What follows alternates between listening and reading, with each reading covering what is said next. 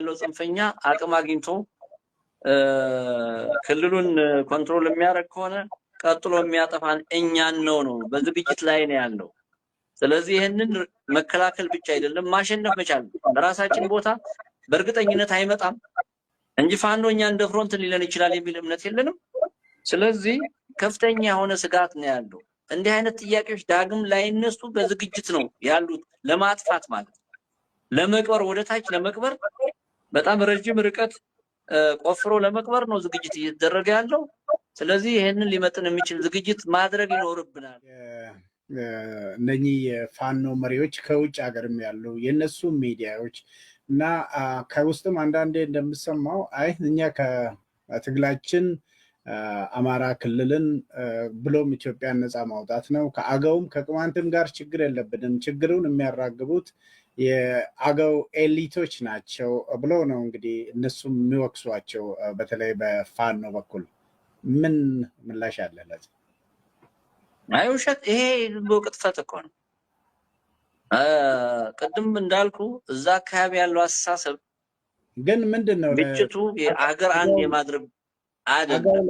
አገው ላይ ትኩረት ያደርጋሉ ብላችሁ የምትገምቱበት ስጋታችሁ ለምንድን ነው?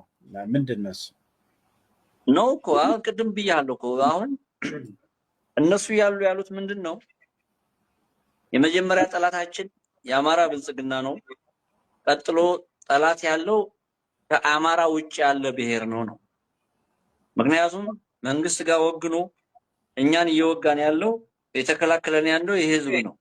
ስለዚህ ይሄንን ማጥፋት አለብን የሚል ተጨባጭ ዓላማ ይዞ ነው በሰነድም ጭምር እኮ ተነጋግሮበት እኮ የተንቀሳቀሱት። ያለ አቅም ስላጡ ነው እንጂ ወደዚህ መምጣት ያልቻሉት። ይሄን ካስተካከልን በኋላ ቀጥለን የምናጠፋው ይሄ ሚዲያ ላይ በተደጋጋሚ የተወራ ነገር ነው ነገር በተግባርም ደግሞ የተደረገ ያለ አዊ ላይ በ10 ሺዎች የሚቆጠሩ ዜጎቻችን ወንድሞቻችን እህቶቻችን እኮ ጠፍተዋል። በዚህ ልክ አማራ ላይ የአማራ ብሔር ላይ ጦርነት አይከፍቱም። እነዚህ አገዎች ላይ ነው እያረጉ ያለው። ቅማንት ላይ በተመሳሳይ ስራ እየተሰራ ነው ያለው። ስለዚህ ይሄንን ቅጥፈት ነው እነዚህ አካላት ቅጥፈት። እሱ ብቻ እኮ አይደለም አማራ ክልል ውስጥ ከአማራ ባህልና ቋንቋ ታሪክ ውጭ የሆነ አካል እንዲኖር ሊፈልጉ ቀርቶ በኢትዮጵያም እኮ አንድ ቋንቋ አንድ ባህል መኖር አለበት ብሎ ነው የሚያምኑት። አይደለም እንደ ይሄ የሚታወቅ ነገር እኮ 4 ኪሎን ከያዙ በኋላ እኮ የሁሉንም ሊወክል የሚችል ስርዓት ለመፍጠር ለመረጋጋት አይደለም አማራ የምትመስል ሀገር ለመፍጠር ነው አይደል የተንቀሳቀሱ ያሉት። ህዝብ ወገናችን ነው፣ አብረን እንቀጥላለን። ለአማራም ህዝብ ጭምር የማይጠቅሙ የአማራ ህዝብ ከሁሉም ህዝብ ጋር በሁሉም ህዝብ እንዲጠላ ያደረገ በሄደበት እንዲቀጠቀጥ እንዲገደል ያደረገ ኃይል አለ። የጋራ የአማራ ህዝብ ኃይል የአማራ ልሂቅ ማለት ነው፣ ገዥ መድን። ይሄንን ማስወገድ ያስፈልጋል።